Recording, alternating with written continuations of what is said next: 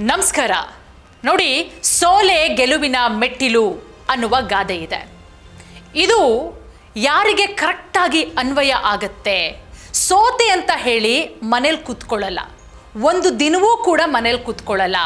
ಸೋತೆ ಅಂತ ಹೇಳಿ ಬೇಜಾರು ಮಾಡಿಕೊಂಡು ಯಾರ್ಯಾರ ಮೇಲೂ ಆರೋಪಗಳನ್ನು ಮಾಡಲಿಲ್ಲ. ಯಾರು ಅಂತ ಹೇಳಿದ್ರೆ ನಿಖಿಲ್ ಕುಮಾರಸ್ವಾಮಿ ಅವರು. ನೋಡಿ, ಇವತ್ತು ಅವರಿಗೆ ಎಷ್ಟರ ಮಟ್ಟಿಗೆ ಜನ ಬೆಂಬಲ, ಇಡೀ ಯುವ ಸಮೂಹ ನಿಖಿಲ್ ಕುಮಾರಸ್ವಾಮಿಯವರ ಜೊತೆಗಿದೆ. ಎಷ್ಟು ಪ್ರಬುದ್ಧರಾಗಿದ್ದಾರೆ ನಿಖಿಲ್ ಕುಮಾರಸ್ವಾಮಿಯವರು ಅಂತ ಹೇಳಿದ್ರೆ, ಅವರು ಹೋದ ಕಡೆಯಲ್ಲೆಲ್ಲ ಮಾತನಾಡುವಂತಹ ಮಾತುಗಳು, ಅವರ ಭಾಷಣಗಳು, ಜನ ಮಾತನಾಡ್ಕೊಳ್ತಾ ಇದ್ದಾರೆ. ಎಂಥ ಅದ್ಭುತವಾಗಿ ಮಾತನಾಡಿದ್ರು ನಿಖಿಲ್ ಕುಮಾರಸ್ವಾಮಿಯವರು ಅಂತ ಹೇಳಿ. ನೋಡಿ, ಒಂದು ಕಡೆ JDS ಸಹಿ ಸಂಗ್ರಹವನ್ನು ಮಾಡ್ತಾ ಇದೆ, ಕಾರ್ಯಕರ್ತರನ್ನು ಒಗ್ಗೂಡಿಸುವಂತಹ ಪ್ರಯತ್ನವನ್ನು ಮಾಡ್ತಾ ಇದೆ. ಅದರ ಜೊತೆಗೆ JDS ಪಕ್ಷಕ್ಕೆ ಸದಸ್ಯತ್ವ ನೋಂದಣಿ ಕೆಲಸಗಳು ಕೂಡ ಆಗ್ತಾ ಇದೆ. ಪ್ರತಿಯೊಂದು ಜಿಲ್ಲೆಗಳಿಗೂ ಹೋಗ್ತಾ ಇದ್ದಾರೆ, ಪ್ರತಿಯೊಂದು ತಾಲೂಕುಗಳಿಗೂ ಹೋಗಿ JDS ಪಕ್ಷವನ್ನು ಮತ್ತಷ್ಟು ಬಲಿಷ್ಠ ಮಾಡುವ ಕೆಲಸವನ್ನು ಮಾಡಲಾಗ್ತಾ ಇದೆ. ನಿಖಿಲ್ ಕುಮಾರಸ್ವಾಮಿಯವರು ಹೋದ ಕಡೆಯಲ್ಲೆಲ್ಲ ಅಭೂತಪೂರ್ವವಾದಂತಹ ಜನ ಬೆಂಬಲ. ಮೊನ್ನೆ ಬೆಂಗಳೂರಲ್ಲಿ ದೊಡ್ಡ ಮಟ್ಟದ ಸಮಾವೇಶ ಮಾಡ್ತಾರೆ. ಆ ಸಮಾವೇಶದಲ್ಲಿ ಸೇರಿದಂತಹ ಜನ, ಅವತ್ತು ನಿಖಿಲ್ ಕುಮಾರಸ್ವಾಮಿಯವರು ಮಾಡಿದಂತಹ ಭಾಷಣ, ಜನ ಮಾತನಾಡ್ಕೊಳ್ತಾ ಇದ್ದಾರೆ, ಬಹಳಷ್ಟು ಪ್ರಬುದ್ಧರಾಗಿದ್ದಾರೆ. 3 ಬಾರಿ ಚುನಾವಣೆಯಲ್ಲಿ ಸೋತಿದ್ರು ಕೂಡ ಯಾವತ್ತೂ ನಿಖಿಲ್ ಕುಮಾರಸ್ವಾಮಿಯವರು ಮನೇಲಿ ಕೂತ್ಕೊಳ್ಳಿಲ್ಲ, ಜನರ ಬಗ್ಗೆ ಬೇಸರ ಮಾಡ್ಕೊಳ್ಳಿಲ್ಲ. ಯಾವ ಜನ ಅವರನ್ನು ಸೋಲಿಸ್ತಾರೋ ಅದೇ ಕ್ಷೇತ್ರಕ್ಕೆ ಒಂದು 4-5 ದಿನಗಳಲ್ಲಿ ಹೋಗಿ, ಅಂದರೆ ಸೋತ 4-5 ದಿನದಲ್ಲೇ ಹೋಗ್ತಾರೆ. ಯಾವ ಕಾರ್ಯಕ್ರಮಕ್ಕೆ ಕರೆದ್ರೂ ಕೂಡ ಹೋಗ್ತಾರೆ. ಯಾವುದೇ ಮದುವೆ ಸಮಾರಂಭಗಳಾಗಲಿ ಅಥವಾ ಯಾವುದೇ ಸಾವು ನೋವುಗಳಾಗಲಿ ಅಲ್ಲೂ ಕೂಡ ಭಾಗಿಯಾಗಿ ಅವರಿಗೆ ಸಾಂತ್ವನ ಹೇಳುವಂತಹ ಒಂದು ಕಾರ್ಯದಲ್ಲೂ ಕೂಡ ತೊಡಗಿಸ್ಕೊಳ್ತಾರೆ. ಅಂದರೆ ದುಃಖದಲ್ಲೂ ಭಾಗಿಯಾಗ್ತಾರೆ, ಸುಖದಲ್ಲೂ ಕೂಡ ಭಾಗಿಯಾಗ್ತಾರೆ, ಖುಷಿಯ ವಿಚಾರದಲ್ಲೂ ಕೂಡ ಭಾಗಿಯಾಗ್ತಾರೆ. ಅದ್ಭುತವಾದಂಥ ಕೆಲಸ ಮಾಡ್ತಾ ಇದ್ದಾರೆ. ಯಾಕಂದರೆ ಕೆಲಸಗಳು ಕಾಣಿಸ್ಬೇಕು, ಆಗ ಜನ ತಮ್ಮನ್ನು ತಾವು ಹೊತ್ತು ಮೆರೆಸ್ತಾರೆ ಅನ್ನೋದು ನಿಖಿಲ್ ಕುಮಾರಸ್ವಾಮಿ ಅವರಿಗೆ ಗೊತ್ತಿದೆ. ನೋಡಿ, ಮುಂದೊಂದು ದಿನ ನಿಖಿಲ್ ಕುಮಾರಸ್ವಾಮಿ ಅವರು CM ಆಗೇ ಆಗ್ತಾರೆ. 3 ಚುನಾವಣೆಯಲ್ಲಿ ನಿಖಿಲ್ ಕುಮಾರಸ್ವಾಮಿ ಅವರು ಸೋತಿದ್ರು ಕೂಡ ಯಾವತ್ತೂ ಅಧಿಕಾರಕ್ಕೆ ಅಂಟ್ಕೊಂಡು ಕೂತ್ಕೊಂಡಿಲ್ಲ. ಇದು ನಾವಷ್ಟೇ ಹೇಳ್ತಾ ಇಲ್ಲ, JDS ಕಾರ್ಯಕರ್ತರು ಹೇಳ್ತಾ ಇರೋದು, ರಾಜ್ಯದ ಜನ ಮಾತನಾಡ್ಕೊಳ್ತಾ ಇರೋದು. ಅದರ ಜೊತೆಗೆ ಶಾಸಕರಾದಂತಹ GD ಹರೀಶ್ ಗೌಡ ಅವರು ಕೂಡ ಇದೇ ಮಾತನ್ನ ಹೇಳಿದ್ದಾರೆ.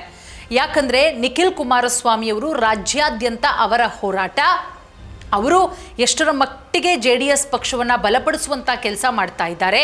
ಸೋತಿದ್ರೂ ಕೂಡ ಒಂದು ದಿನವೂ ಅಧಿಕಾರಕ್ಕೆ ಅಂಟ್ಕೊಂಡವರಲ್ಲ, ಮುಂದೊಂದು ದಿನ ರಾಜ್ಯದ CM ಆಗ್ತಾರೆ. ನೋಡಿ, ಮೈಸೂರು ಜಿಲ್ಲೆಯ 3 ವಿಧಾನಸಭಾ ಕ್ಷೇತ್ರದಲ್ಲಿ JDS ಶಾಸಕರು ಗೆದ್ದಿದ್ರು. ಈಗಲೂ ಜಿಲ್ಲೆಯಲ್ಲಿ JDS ಪ್ರಬಲವಾಗಿದೆ. ನೋಡಿ, 3 ಚುನಾವಣೆಯಲ್ಲಿ ಸೋತಿದ್ದಾರೆ ನಿಖಿಲ್ ಕುಮಾರಸ್ವಾಮಿಯವರು. ಆದರೂ ಕೂಡ ಯಾವತ್ತೂ ನಿಖಿಲ್ ಕುಮಾರಸ್ವಾಮಿಯವರು ಅಧಿಕಾರಕ್ಕೆ ಅಂಟಿಕೊಂಡು ಕೆಲಸ ಮಾಡಿಲ್ಲ. ಪಕ್ಷದ ಬೆಳವಣಿಗೆಗಾಗಿ ಶ್ರಮ ವಹಿಸ್ತಾ ಇದ್ದಾರೆ. ಮುಂದಿನ ದಿನದಲ್ಲಿ ನಿಖಿಲ್ ಕುಮಾರಸ್ವಾಮಿ ರಾಜ್ಯದ ಮುಖ್ಯಮಂತ್ರಿ ಆಗ್ತಾರೆ ಅನ್ನೋ ವಿಶ್ವಾಸವಿದೆ ಅಂತ ಹೇಳಿ ಶಾಸಕ ಹರೀಶ್ ಗೌಡ ಅವರು ವಿಶ್ವಾಸವನ್ನ ಕೂಡ ವ್ಯಕ್ತಪಡಿಸಿದ್ದಾರೆ. ಯಾಕಂದ್ರೆ ಈಗ ಆಲ್ರೆಡಿ ಜನರೊಂದಿಗೆ ಜನತಾದಳ ಅನ್ನುವಂತಹ ಕಾರ್ಯಕ್ರಮವನ್ನು ಮಾಡಲಾಗ್ತಾ ಇದೆ. ಮೈಸೂರಲ್ಲಿ ಮಾಡಾಯಿತು, ಕಡೂರಲ್ಲಿ ಮಾಡಾಯಿತು, ಬೆಂಗಳೂರು, ಹೀಗೆ ಹಾಸನ, ಹೀಗೆ ಬೇರೆ ಬೇರೆ ಜಿಲ್ಲೆಗಳಲ್ಲಿ ಕಾರ್ಯಕ್ರಮವನ್ನು ಮಾಡಲಾಗ್ತಾ ಇದೆ. ಅಂತಹ ಸಂದರ್ಭದಲ್ಲಿ ನಿಖಿಲ್ ಕುಮಾರಸ್ವಾಮಿ ಅವರಿಗೆ ಸಿಗ್ತಾ ಇರುವಂತಹ ಜನ ಬೆಂಬಲ, ಎಷ್ಟರ ಮಟ್ಟಿಗೆ ಯುವ ಸಮೂಹ ಅವರ ಬೆಂಬಲಕ್ಕೆ ನಿಂತಿದೆ ಅಂತ ಹೇಳಿದ್ರೆ ಅಷ್ಟು ಪ್ರೀತಿ ಮಾಡ್ತಾ ಇದ್ದಾರೆ. JDS ತನ್ನ ಶಕ್ತಿಯನ್ನು ತೋರಿಸ್ತಾ ಇದೆ.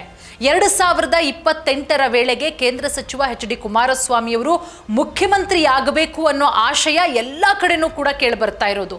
ಮೊನ್ನೆ ಬೆಂಗಳೂರಲ್ಲಿ ಮಾಡಿದಂತಹ ಒಂದು ಸಮಾವೇಶ, ಸುಮಾರು 2 ಲಕ್ಷಕ್ಕೂ ಹೆಚ್ಚು ಜನ ಸೇರಿದಂತಹ ಸಮಾವೇಶ, ರಾಜ್ಯದ ಮೂಲೆ ಮೂಲೆಯಿಂದ ಬಂದಿದ್ರು. ಪ್ರತಿಯೊಬ್ಬರ ಬಾಯಲ್ಲೂ ಅದೇ ಕೂಡ. ಅಂದರೆ ಇಲ್ಲಿ ಪಕ್ಷಾತೀತವಾಗಿ ಜನ ವ್ಯಕ್ತಿಯನ್ನ ಬೆಂಬಲಿಸುವಂತೆ ಕಾಣಿಸುತ್ತೆ. ಪಕ್ಷವನ್ನ ಕೂಡ ಬೆಂಬಲಿಸ್ತಾ ಇದ್ದಾರೆ, ಅದರ ಜೊತೆಗೆ ವ್ಯಕ್ತಿಗತವಾಗಿ ಕುಮಾರಣ್ಣ ಅವರನ್ನ ಬಹಳ ಇಷ್ಟಪಡ್ತಾ ಇದ್ದಾರೆ. ಮುಂದಿನ ಮುಖ್ಯಮಂತ್ರಿ ಕುಮಾರಸ್ವಾಮಿ ಅನ್ನುವಂಥದ್ದು, ಅದರ ಜೊತೆಗೆ ಮುಂದಿನ ವಿಧಾನಸಭೆ ಚುನಾವಣೆಯಲ್ಲಿ BJP JDS ಮೈತ್ರಿಕೂಟ ಅಧಿಕಾರಕ್ಕೆ ಬರೋದು ನಿಶ್ಚಿತ.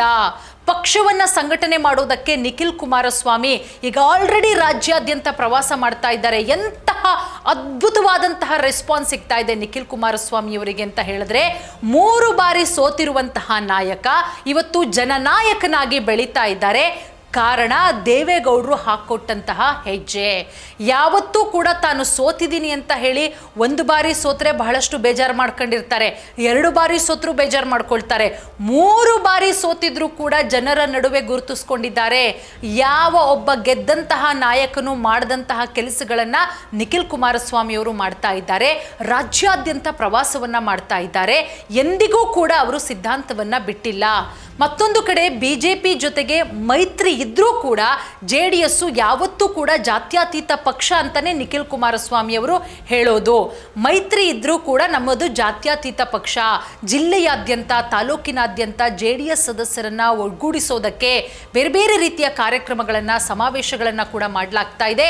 ಎಲ್ಲವೂ ಕೂಡ ಸಕ್ಸಸ್ ಆಗ್ತಾ ಇದೆ. ಎಷ್ಟರ ಮಟ್ಟಿಗೆ ಅಂತ ಹೇಳಿದ್ರೆ ನಾನು ಆಗ್ಲೇ ಹೇಳಿದ್ನಲ್ಲ, ಅಭೂತಪೂರ್ವವಾದಂತಹ ಬೆಂಬಲ. ಜನ ಮಾತನಾಡ್ಕೊಳ್ತಾ ಇದ್ದಾರೆ, ನಾವೆಲ್ಲ ಹೇಳ್ತಾ ಇರೋದು, ಜನ ಮಾತನಾಡ್ಕೊಳ್ತಾ ಇದ್ದಾರೆ. ಮುಂದಿನ ದಿನಗಳಲ್ಲಿ ಒಬ್ಬ ದೊಡ್ಡ ನಾಯಕನಾಗಿ ಬೆಳೆಯೋದ್ರಲ್ಲಿ ನಿಖಿಲ್ ಕುಮಾರಸ್ವಾಮಿ ಅವರು ಯಾವುದೇ ರೀತಿಯ ಡೌಟ್ ಇಲ್ಲ. ಯಾಕಂದ್ರೆ ಎಷ್ಟು ನೀಟಾಗಿ ಜನರ ಜೊತೆಗೆ ಬೆರೀತಾರೆ ಅಂತ ಹೇಳಿದ್ರೆ, ಒಂದು ಚಿಕ್ಕ ಮಗು ಜೊತೆಗೆ ಆ ಮಗು ಜೊತೆ ಯಾವ ರೀತಿ ಬೆರಿಬೇಕು, ಮತ್ತೆ ಯಾವುದೇ ಕಾರ್ಯಕ್ರಮಕ್ಕೆ ಆಹ್ವಾನ ಮಾಡಲಿ, ಒಂದು ಸಣ್ಣ ಮದುವೆ ಕಾರ್ಯಕ್ರಮ ಆಗಲಿ, ದೊಡ್ಡ ಕಾರ್ಯಕ್ರಮ ಆಗಲಿ, ಯಾರೋ ಒಬ್ಬರು ಸತ್ತೋಗ್ತಾರೆ, ಇವ್ರಿಗೆ ವಿಚಾರ ಮುಟ್ಟುತ್ತೆ, ಯಾರೋ ಒಬ್ಬ ಸಣ್ಣ ಮಟ್ಟದ ಕಾರ್ಯಕರ್ತ ತೀರ್ಕೊಂಡಂತಹ ಸಂದರ್ಭದಲ್ಲಿ, ಅಥವಾ ಯಾರೋ ಒಬ್ಬರು ಏನೋ ಒಂದು ಟ್ರಬಲಲ್ಲಿ ಸಿಕ್ಕಾಕೊಂಡಿರ್ತಾರೆ, ಅಂತಹ ಟೈಮಲ್ಲಿ ಹೋಗಿ ಅವರ ಜೊತೆಗೆ ನಿಲ್ತಾರೆ, ಅವರಿಗೆ ಸಾಂತ್ವನ ಹೇಳುವಂತಹ ಕೆಲಸ ಮಾಡ್ತಾರೆ. ಹಾಗಾಗಿ ಕುಮಾರಸ್ವಾಮಿಯವರನ್ನ ಬಿಟ್ಟರೆ ನಂತರ ನಿಖಿಲ್ ಕುಮಾರಸ್ವಾಮಿಯವರು ಅನ್ನೋ ಮಾತುಗಳು ಕೂಡ ಕೇಳಿ ಬರ್ತಾ ಇದೆ. ನೋಡೋಣ, ಇದೆಲ್ಲವೂ ಕೂಡ 2028ಕ್ಕೆ ನಿಖಿಲ್ ಕುಮಾರಸ್ವಾಮಿಯವರು ಇನ್ಯಾವ ರೀತಿ ಮ್ಯಾಜಿಕ್ ಮಾಡ್ತಾರೆ, ಇನ್ನೆಷ್ಟರ ಮಟ್ಟಿಗೆ ಜನ ಬೆಂಬಲವನ್ನು ಸಂಪಾದಿಸ್ತಾರೆ ಅಂತ ಹೇಳಿ.